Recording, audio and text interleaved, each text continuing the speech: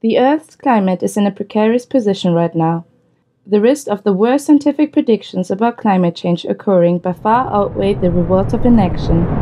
An environmental tracking index is designed to reduce the effects of climate change and seeks to do this by applying pressure to a company's share price.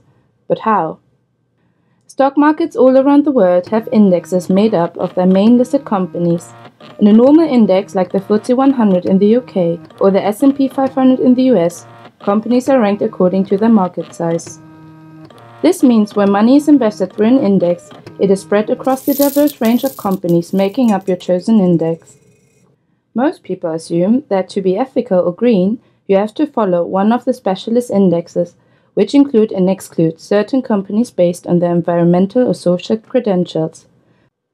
The problem is that by excluding the polluting companies, they are unable to exert any pressure over them.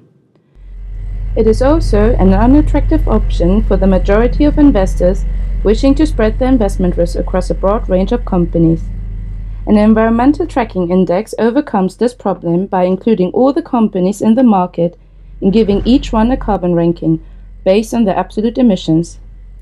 It then penalizes or rewards each company according to its position in the carbon ranking. This means that although your money is still invested across the whole market, less money is invested in the highest carbon emitters and more money is invested in the lowest carbon emitters. The result is to change the supply and demand for a company's shares and ultimately their share price, providing companies with a new economic incentive to reduce their emissions. Estimates indicate that approximately a quarter of global stock market assets are invested through index funds and growing fast. This represents a reservoir of unused financial firepower in the battle against climate change. If enough index investors can be persuaded to invest through an ET index, we will be able to create enough pressure and incentive to force companies to reduce their emissions throughout the world in possibly as little as 10 years. Against the backdrop of gloom and defeatism, here's a solution staring us in the face and just waiting to be used.